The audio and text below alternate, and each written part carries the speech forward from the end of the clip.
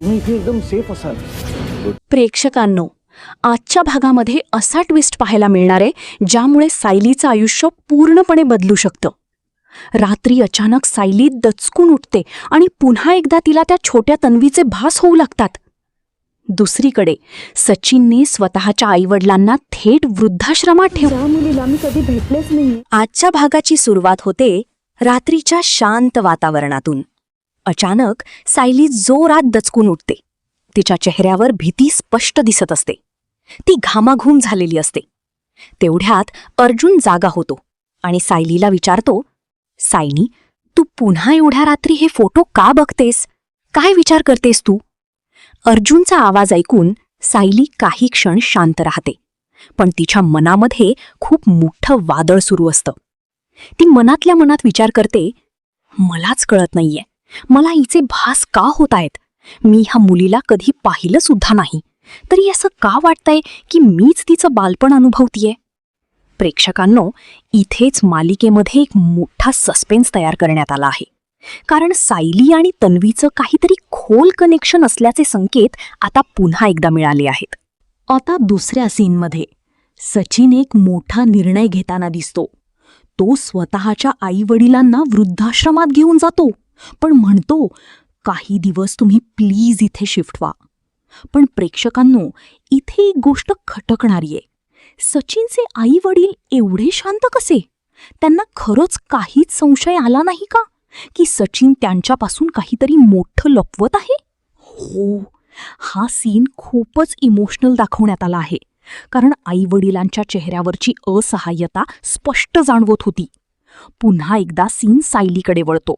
सायली एकटी बसून तन्वीचे फोटो बघत असते आणि तिच्या डोळ्यात पाणी आलेलं असतं.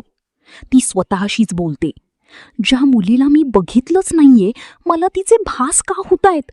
मला असं का वाटतंय की मी स्वतःच तिचं बालपण जगतीये? हो. पुन्हा एकदा सीन सायलीकडे वळतो. सायली एकटी बसून तन्वीचे फोटो बघत असते आणि तिच्या डोळ्यात पाणी आलेलं असतं. ती स्वतःशीच बोलते, ज्या मुलीला मी बघितलंच नाहीये, मला तिचे भास का होतायत? संपूर्ण रिव्ह्यू पाहूया. आजच्या भागाची सुरुवात खूपच शांत आणि रहस्यमय वातावरणातून होते. रात्र झालेली असते. घरामध्ये पूर्ण शांतता पसरलेली असते. सगळे गाढ झोपलेले असतात.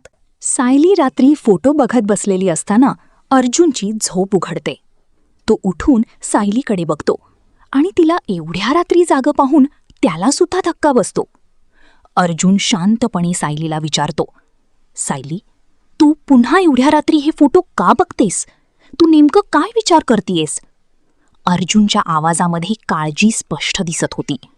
तो सायलीला समजून घेण्याचा प्रयत्न करत असतो, कारण त्यालाही आता जाणवत आहे की सायली काहीतरी मोठ्या मानसिक तणावातून जात आहे.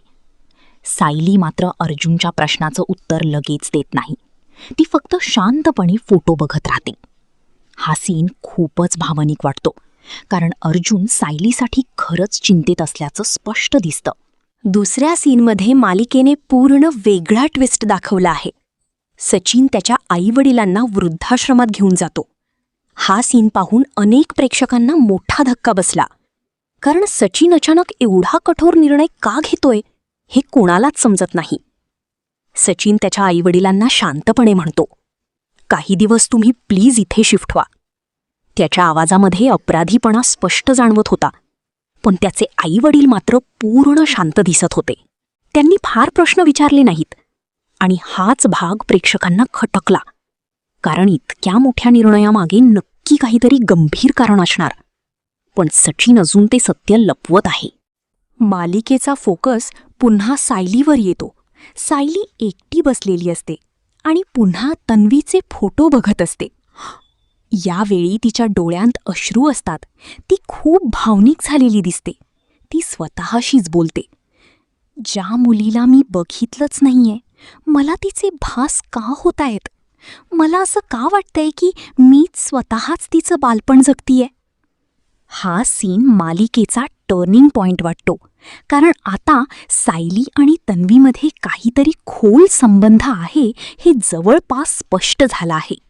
आजच्या भागामध्ये मालिकेने थेट उत्तर दिलेलं नाही, पण खूप मोठ्या रहस्याची हिंट नक्की दिलीये. सायलीला होणारी भास, तिचं तन्वीशी असलेलं अनोखं कनेक्शन आणि तिची मानसिक अवस्था, ह्या सगळ्या गोष्टी आता एका मोठ्या ट्विस्टकडे इशारा करत आहेत. कदाचित सायलीच्या भूतकाळामध्ये काहीतरी मोठं सत्य लपलेलं असू शकतं.